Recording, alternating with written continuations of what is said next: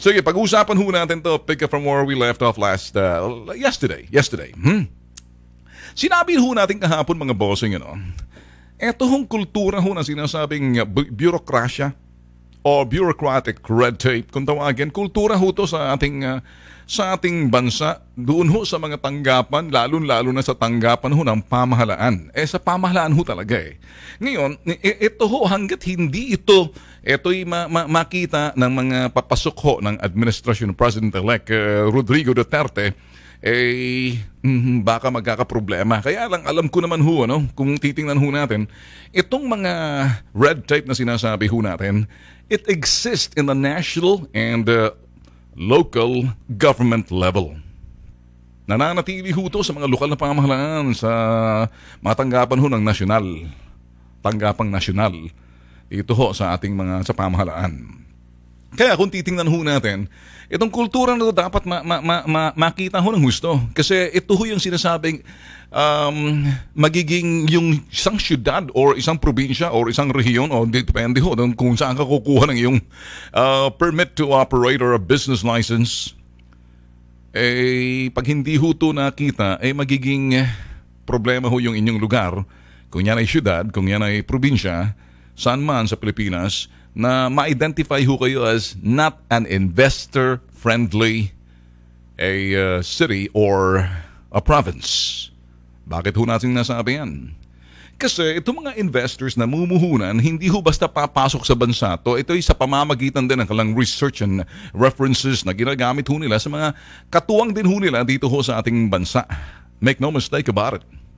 Kasi baka akala ho nila, ang dami ho nagsasabi, nangangamba ho yung mga investor natin. Yung mga namumuhunan ho. Sino yung mga namumuhunan na yan? Hindi ka naman basta-basta papasok sa bansa pag hindi mo pinag-aralan yung bansa. Naturalmente, on the sideline, they're staying. Pero they're staying on the sideline, watching muna. Lalo-lalo na papapasok ho itong administrasyon ng President-elect Rodrigo Duterte. Kaya ho yung pangamba ho ng ibang mga negosyante at laging nakakubli sa sinasabing investors' confidence. Investors' confidence. Mangyayari ho yan pag nag-umpisa na ho yung bagong pamunuan or administrasyon ni Digong. May mga negosyante ho na may mga katsokaran ho sila sa ibang bansa na sila hihikayat din ng mga kapareho nilang namumuhunan na dito sa bansa gawin yung investment kasi marami hong tinitingnan na mga aspeto ho yan. Tulad ng sinabi ho natin kahapon, infrastruktura. Sa namang bansa, kung mahina yung kulang kasi infrastruktura, paano magiging kaakit-akit yung bansa, kaaya-aya yung bansa para lagyan mong ng negosyo dyan. Kung makikita mo, mahihirapan naman yung mga magtatrabaho sa sinasabing establishmentong yan o in this case, manufacturing. Kung yung mga sasakyan, transportation, na mga manggagawa na sasakay, malilate sila. Kung yung sinasabing energy, nagkakaproblema. At yung sinasabing, estilo rin ang sinasabing kukuha ka ng lisensya kung investor-friendly ba yung sinasabing komunidad. Not the entire country. Kasi may mga bansa, may mga probinsya at syudad ho dito sa Pilipinas na i-consider ho na investor-friendly city or local government. Isa ho yan, Davao. Marami hong mga lugar na identify mo ho na may kilala ho ako dyan, isang alkalde, maraming uling.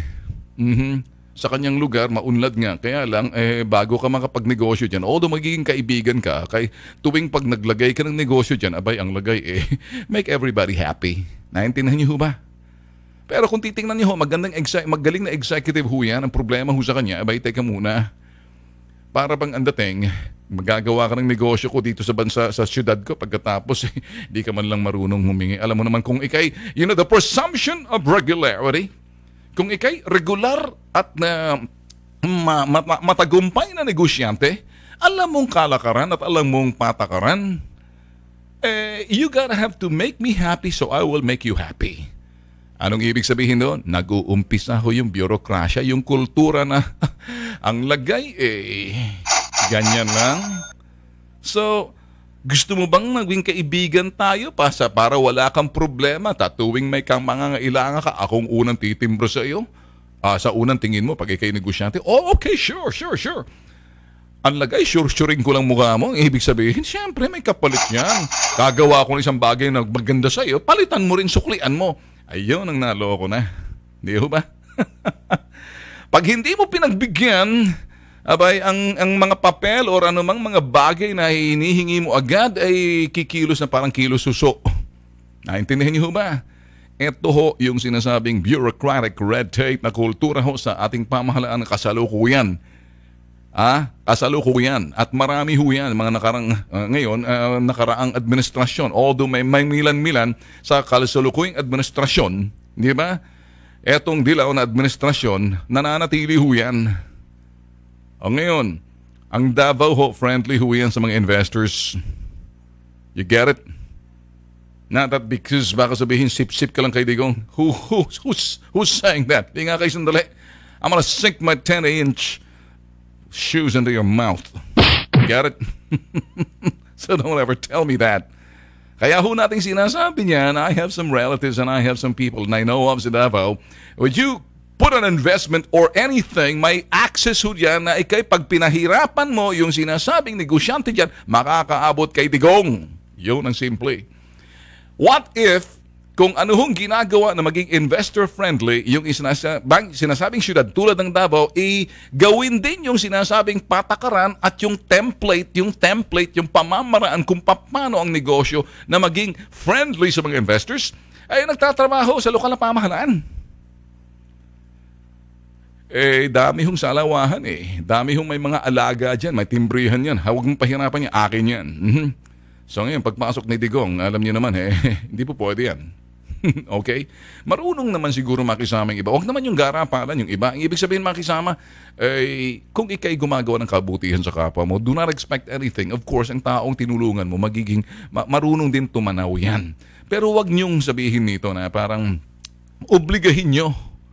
Na para maganda gagawa ka ng negosyo rito kung regular ka na negosyante at maunlad ka ng negosyante, the presumption of regularity, magbigay ka.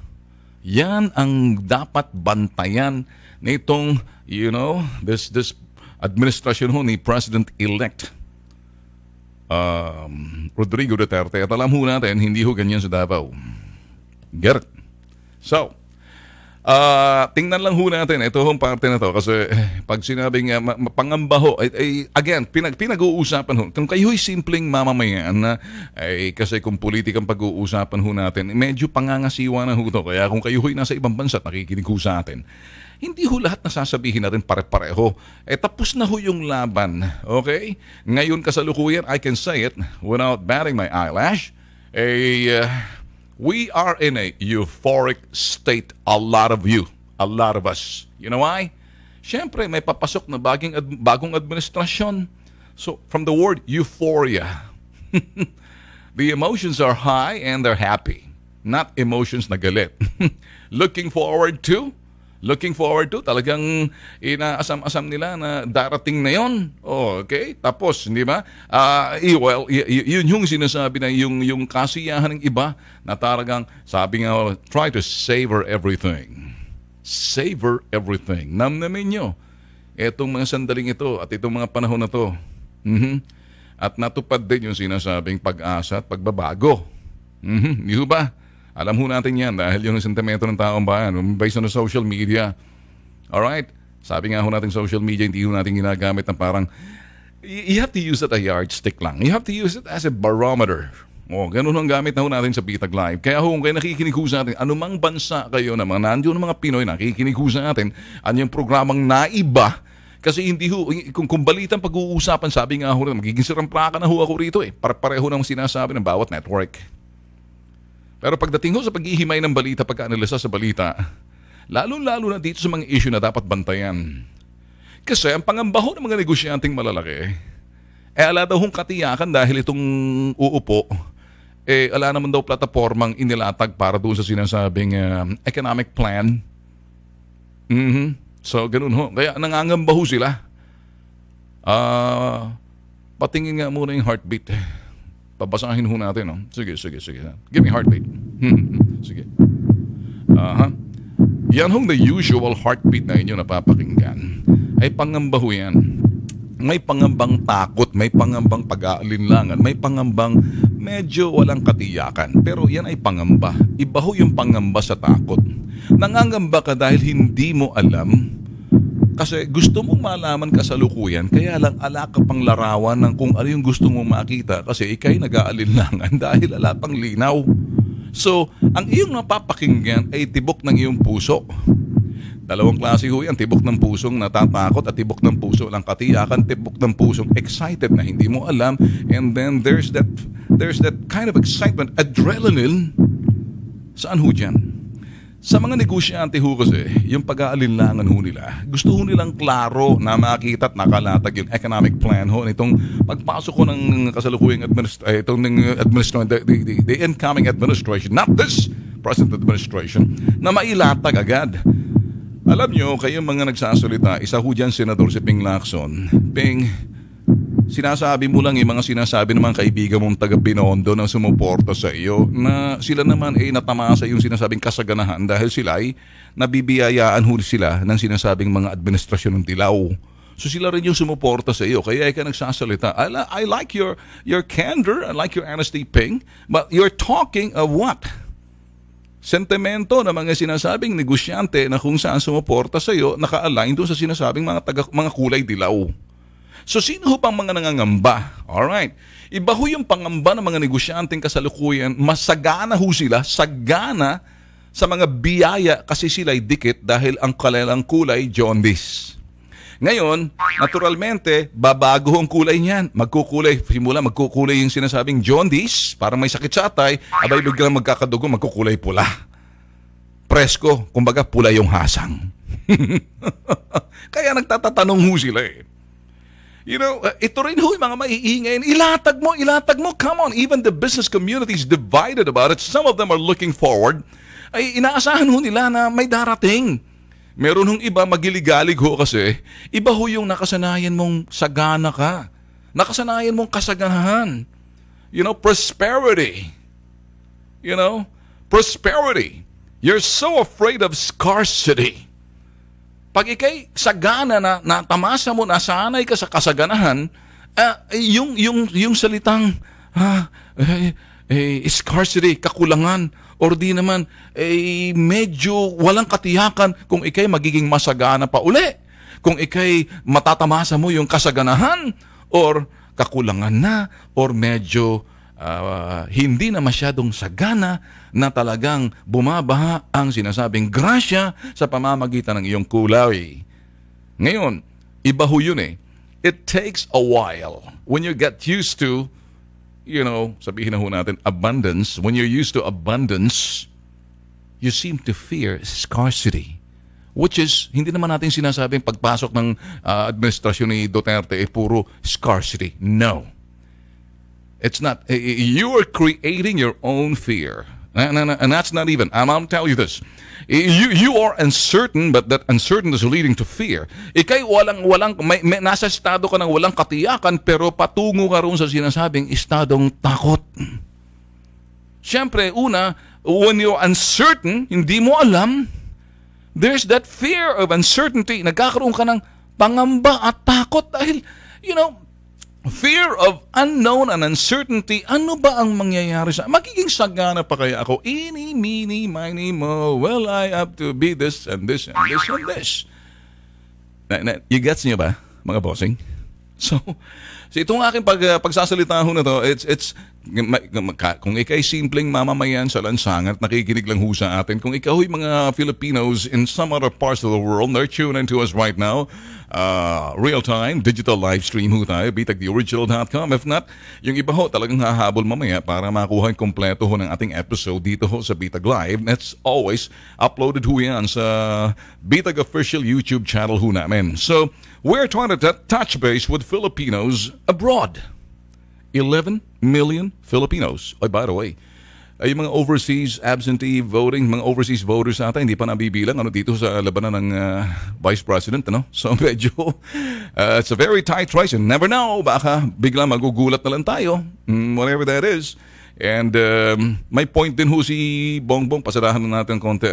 Pareho rin sila may punto. Ang problema, hindi ho mapaliwanag kung saan ang gagaling yung sinasabing mga pinapasok sa computer. Dapat maging malinaw kasagutan ninyo sa COMELEC. Get it, Comelec? At kung sino-sino pa mga involved dyan, you better be transparent enough. Ang iba ho yung pag kayo pinagdudahan ng tao eh. Hindi ba?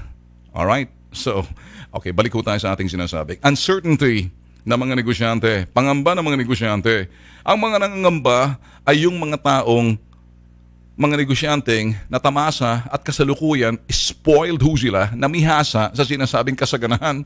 At ang ginagawa ho nila, ginagamit nila yung mga investor na hindi pa raw gustong mamuhunan sa bansa natin. Kayo, kapwa ninyo investor, kayo mismo nagpapatay, maputok sa buho kayo eh.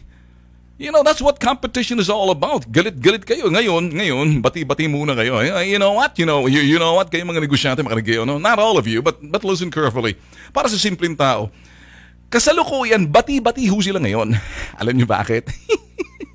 May mga negosyanteng naka-align ho eh. May mga sip-sip. May mga talagang, you know, they stand there with integrity and continue their business. Whoever, kung sino man nakaupo dyan, they can exist because that's what business is all about.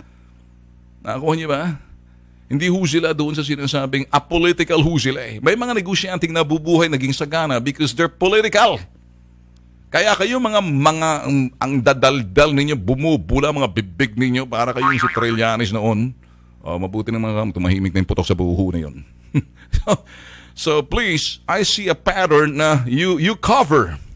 Kinukublin ninyo mga pangamba ninyo na yan na ginagamit ninyo mga investor. Hoy, makinig kayo mga kumagkeng ko kolokoy kayo ng mga negosyante. Alam din to, kayo din sa Makati Business Club, listen carefully. I know, hati sa inyo, yung iba looking forward to, yung iba excited a little bit, yung iba naman malungkot. Yung iba kasi gusto ninyong gawin, bihisan si Duterte ng kapareho ninyo naka-Amerikana. Gusto ninyong patayuin doon sa platform, nagsasalita, nagtatalumpati ng parang trapo na kapareho na kasanayan ninyo. E nung nakita niyo pumunta, nakaroll yung sleeves niya, hindi siya yung mga typical na mga talagang kung magsalita, go, blah. Dismayado kayo. Kaya ala kayong katiyakan dahil mahirap pakisamahan to. Tampad mo, naka-Amerikano kami, nakabarong Tagalog kami. Tapos ito, babatang dito, parang akala mo eh, ano ba to? See? Because you guys are judgmental and your judgment, that's what causing the fear. Magbabalik ko kami, stand by. Si Ev Vivas. Hi, Sir Ben. Tagal kong di nakapag-comment. Gusto ko muna kasi mag-move on sa result ng VP. Sumasama ang loob ko sa iwas muna sa news about VP race. Alam ko maraming nag-aantay riyan. The emotions are high. And that pag sinabing emotions are high, ibang klaseng emotions eh. There's an emotions of parang an anger, emotion of sabihin na ho na doubts and certainty. Iwasan ho muna natin yan. Anyway, marami pa hong bibilangin boto. Tutok lang ho kayo. Ganun lang ho kasimple. Sige, okay. Si Roy Bernard Granados, happening right now, ayaw papasukin. Paano ko mababasa to? Ang dami mga pumapasok dito. Papasukin ng mga watcher ni Marcos Media at lahat na tao sa office ni Drilon. Nag-brown out kanina.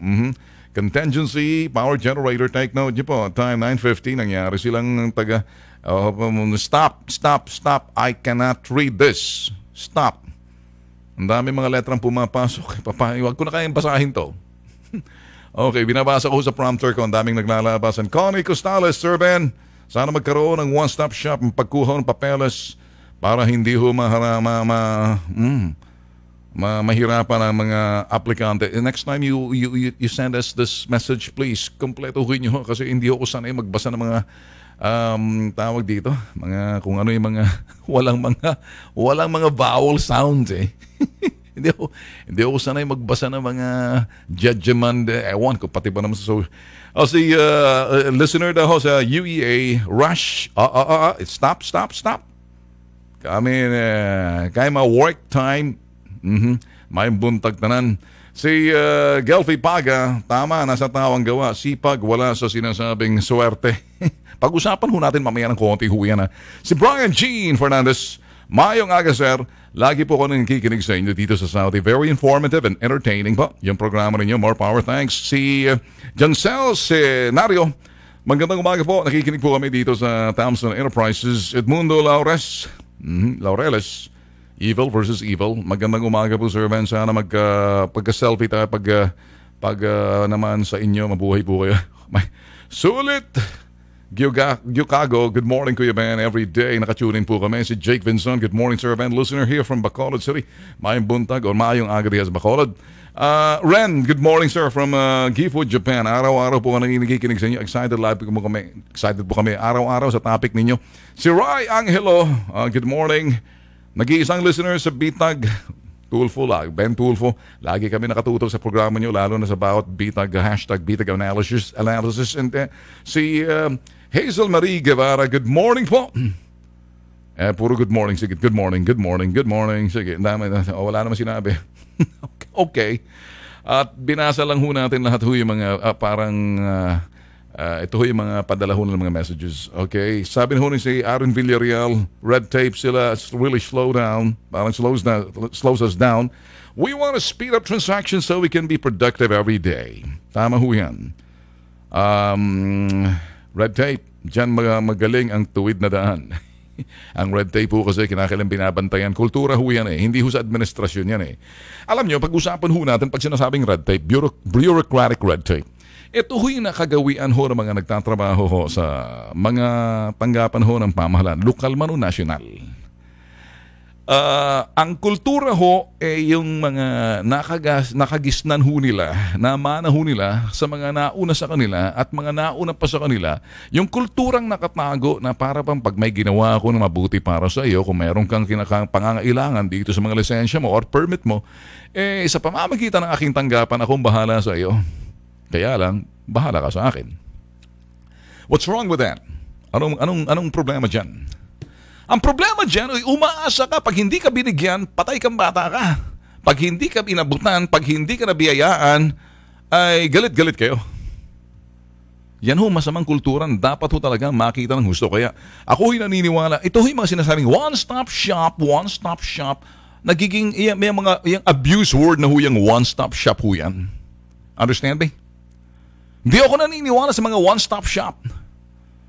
Bakit sabihin one-stop shop? Pag nakompleto mo sa bawat dadaanan mo, yun ang pinakaulihing one-stop shop. Ang dami mga Kuya Eddie. Sino si Kuya Eddie? Eddie ako. Ngayon, pag-usapan ho natin to kasi ganito ho eh. Ang bureaucratic red tape, ito ho makakasigaran. Dapat bantayan ho ni Digong. And I know sa Davao, there is an environment friendly to investors sa namumuhunan. And if that could be replicated in the whole country,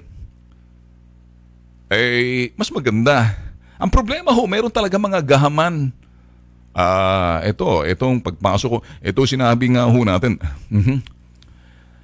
You know, the after-sales service is the most critical of all because it's easy to sell any product. Madaling magbenta ng isang produkto. Ito na ang pinakamahalaga sa lahat. Anong serbisyo mo doon sa produkto kung yung produkto na ay kinakailangan sineservisan? Pag nagka-aberya, gaano ka kabilis tumugon? Gaano kabilis ang iyong solusyon? Ikaw ba'y tugma sa mga ginagawa mo? Ayan importante, the after-sales service. So anong ibig sabihin yan? Ang sino man ho nakaupo at pipiliin natin, maging masaya man tayo, euphoric ang ating state, euphoric state, estado natin, masaya tayo, baka maibsan yung ating kasayahan kasi hindi naman ho si Digong mamamahala doon at mamangangasiwa sa ibaba kasi importante lang dito, may template eh. Ang pwedeng gawing template ho kasi, una sa lahat, para maging investor-friendly ho kasi, iwasan ho yung mga sinasabing lagay. Iwasan ho yung mga kotong. Iwasan ho yung mga bureaucratic red tape. Iwasan ho yung pahirap ho sa mga gustong magnegosyo at sila ho'y namumuhunan ng pawis at lakas ng loob na sila ho'y yung mga visionary na gustong maglagay ng negosyo para maging maunlad, magdadagdag ho ng trabaho sa komunidad. At yung mga ganong klaseng mga negosyante, namumuhunan ho sila ng pawis at tiyaga. Kaya lang pag hinaluan ho natin ng mga salawahang patay gutom na gusto sip-sipin ang dugo nitong mga negosyante, ibang usapan na yan. Kaya dapat mag-set up po siguro talagang ng local government unit na yung sinasabing a hotline for anyone who's trying to make the business giving you a hard time.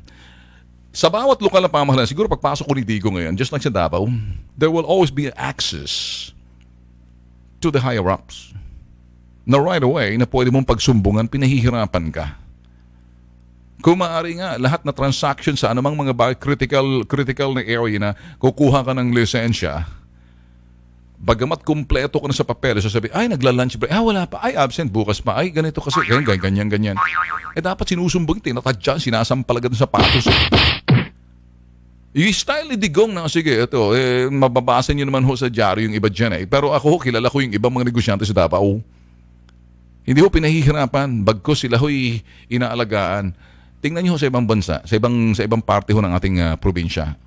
Sa mayor pa lang, mga putok sa buhong, mga patay gutom yung hinayupak na yan Sa bagay, kultura ho yan, hindi lang naman ho sa mga lokal na pamahalang tanggapan Maging sa media rin ho, meron yan Marami nga Kung may mga kengkoy kumat kulokoy sa alawahan, ay marami rin ho sa media, marami rin sa amin yan. Ba't itaga nyo sa bato? Tamaan man ako ng kulog at kidlat, hindi kami kasama dyan. Malinaw. Kaya ako malakas Kaya ako minsan maraming umaaray ho sa akin. Pag nagsasalita ako rito, maraming mga media man. At marami nagsasabi, hey, mo, hipokrito. PI ka. Pag sinabi mo hipokrito ako, punta ka rito sa akin. Kahit sino pa kayo mga putok sa buhong kung saan higante kayo nang gagaling hahamunin ko pa kayo ng one-on-one. Ibang klaseng one-on-one. Sing along. Pag disisintonado ka, bigyan tayo ng black eye. Tingnan natin kung lalabas kung sino maraming black eye. Sometimes, kapilyuhan lang ho yun. Ang point ho kasi natin dito, ang kultura ho talaga na, ito ho yung, kasi dito ho sa nangyari ho sa eleksyon na to, marami ho tayong natutunan. Ano man ang iyong sasabihin sa mga platapormang yan, kinakailan mo ng sinasabing the man of character. Depende ho, maraming klaseng character. May mga character na, yun hong packaging na yan. Pero sa totoo, ito ho yung taong yun. Pero pag siya ho'y nakaharap sa tao, iba ho siya. Pero pag siya ho'y simpleng tao, pag in private, simple ho siya. Nakaka-relate ho ako dahil ganyan ho ako Pag ako'y nasa privado, ako ho'y by myself, I'm a quiet person. I just want to be alone. And most of the time, thinking person. Most of the time, there's time for God. Na umabot pa sa punto ninyo na kung kayo ho'y isang masaganang individual, kayo ho'y sabihin natin maunlad, gawa nga sa inyong sikap at tiyaga. Sa iyong pagsusumikap na ikay tapat, wala kang sinasagasaan, nagtatrabaho ka, gusto mo yung ginagawa mo at nasa puso mo yung trabaho mo. Ngayon, kung nasa puso mong trabaho mo, nakikita mong biyayang dumarating sa sikap at tiyaga. Ngayon, kung ikay may Diyos, makikita mo, nandoon yung sinasabing, hindi kasayahan, kundi gaan ng loob na parang biyaya ata itong dumating sa akin. Ngayon, pag sino ba nagbibiyaya sa akin? Sarili kong sikap. Maraming ganun sarili ko yan Hindi nyo nakikita, kaya nabibiyayaan ka dahil katapatan mo at kabutihan mo sa kapwa. Ginagawa mo yung tama, kaya naman binibiyaya. Ang problema, hindi mo ma-analyze sa sarili mo, sino ka para mabiyaya. Marami namang masisipag, marami rin naman maunlad, marami namang matatalino dyan, pero bakit ikay nabibiyayaan? Kasi hindi ka nag-expect ng kapalit, trabaho ka lang. At magaan sa loob mo ang pagtulong sa kapwa. Ngayon, pagtulong mo sa kapwa, kaya dumarating yung biyaya. Kung ikay matalino at marunong ka mag-analyze at medyo spiritual ka, nakikita mo biyaya ito galing sa Diyos. So ngayon, nakikita mo, kung binibiyayaan ka, yan ba'y sarili mo na lang? Yan ba'y susuluhin mo? Yan ba'y titingin ka sa kapwa mo? And then you're gonna share your blessings. Ito ho yung aking mga sinasabi, mapapolitiko ka man, maka-leader ka man, mapakumpanya ka man, mapa-individual ka man. It applies to all. One standard, one yardstick ho Sabi ni Luz, Dioko, baka ibang negosyo meron po sila, Sir Ben, kaya nangangamba. Morning. Ganda po ng boses ninyo. Please upload more videos sa YouTube para mapapanood namin. Palagi, thank you. You can expect every day 10 new video. More than that every day until we get to 4,000. Pag hindi kayo nahilo sa mga videos namin, sa dami ho ng mga videos ho namin sa bitag, it becomes, kumbaga, as much as you can. Sige, Mayang Pitere Caneto, excited ako sa pagbabago magaganap. Mira Kuro Shinko, yung mga greedy po, siguradong wala nang makukuhang lagay under Duterte's administration. Sinabi mo, and I like it that way.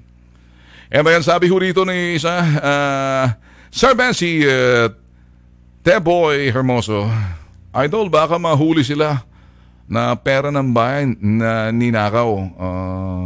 Ibig mo sabihin yung mga kulay dilaw o papasok kahit wala pa ho yung mga papasok AJ Dohar, mga tax evaders siguro yan, mga serve ng angama dahil sisingilin sila ni Mayor. Tama. Hindi na Mayor, Presidente na Si Patrick Briones, Mass Transportation and Passenger Pedestrian Friendly na daanan, escalator, elevator, ubod ng taas na train station. Minsan, nakakaawang matatanda at may mga iniinda nilang kababayan, nating kababayan. Patrick, mabuti ka mo. Sana lahat ng mga Pilipino marunong mag-isip ng ganyan at lahat ng mga leader. Di ba? Nakikita nyo? Mr. Big Boss, hi sir. Tama talagang implement ni President yung National ID System gaya po ng ibang bansa malaking tulong. Harrison Mateo, good morning sir Van. Ganyan po ginagawa ng dating administrasyon. Alright, well, expect na may pagbabago na. Okay, si Marco Villanueva. Inis na ang taong bayan sa lagayan at bureaucratic red tape. Kung hindi na sana malapit na sa luwag o hindi na. Okay, haba nito. Marami pa ho marami pa ho din. Hindi ho natin mababasa lahat to.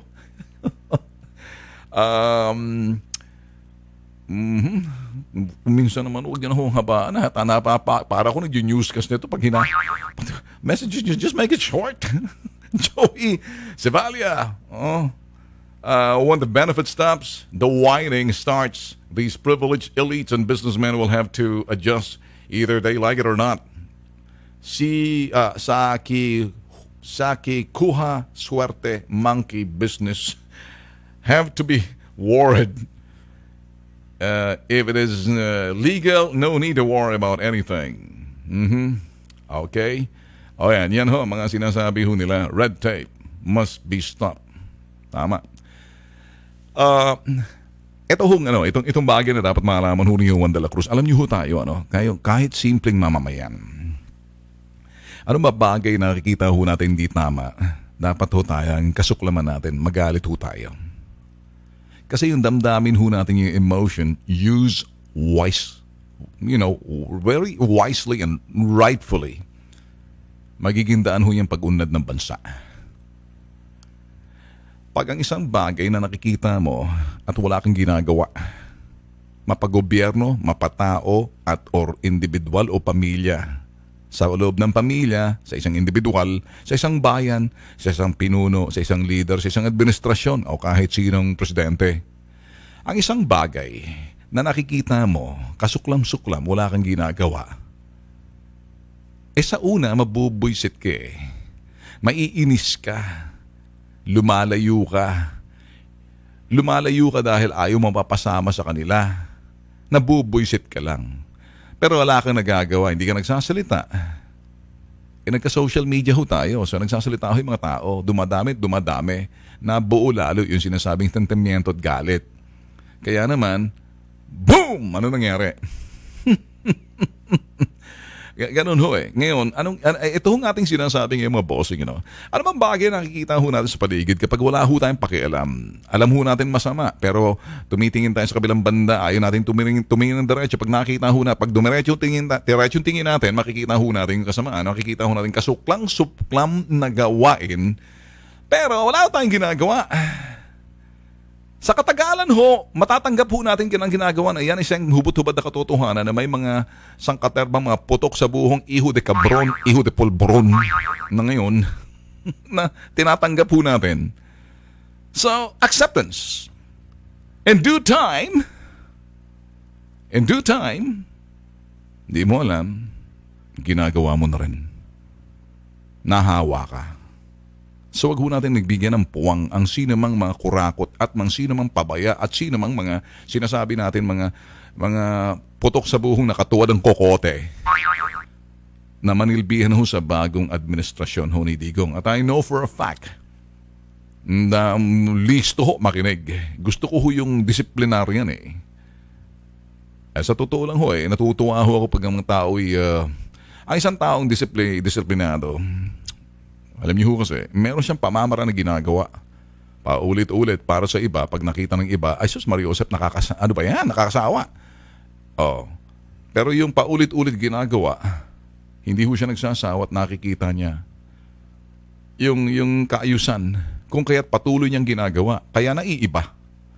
Pero doon sa walang pamamaraan kung paano ayusin ang mga bagay nakikita, wala silang pakialam, ano mangyayari niyan? Isipin mo sa isang tao, isang pamilya, isang bayan, isang bansa, ganon, isang pamunuan. Patay kang bata ka. Gusto niyo bang manumbalik sa dati? Hindi pa nga tayo nag-uumpisa. Ito ho, nagsasalita na ho si Ben Tulfo. Maaga pa lang ho. Sana ho nga, pagsasalita na ho rito, ito ho'y mga bagay na practical things na nangyayari ho sa atin. Ito ho. Kasi, yung iba kasi, yan, bantayan ho natin yung election na tight ho yung sa race ho ng vice presidential. Yan yung sa dalawa, naglalabanan ho, si Marcos at saka si, eto naman ho, yung, sa ano na ho natin, dalawa na lang ho sila. Di ho ba? So ngayon, wag ho natin, bagbitiw na, nakatingin ho yung ating mga mata. Linawin ho natin, dapat magbantay ho tayo.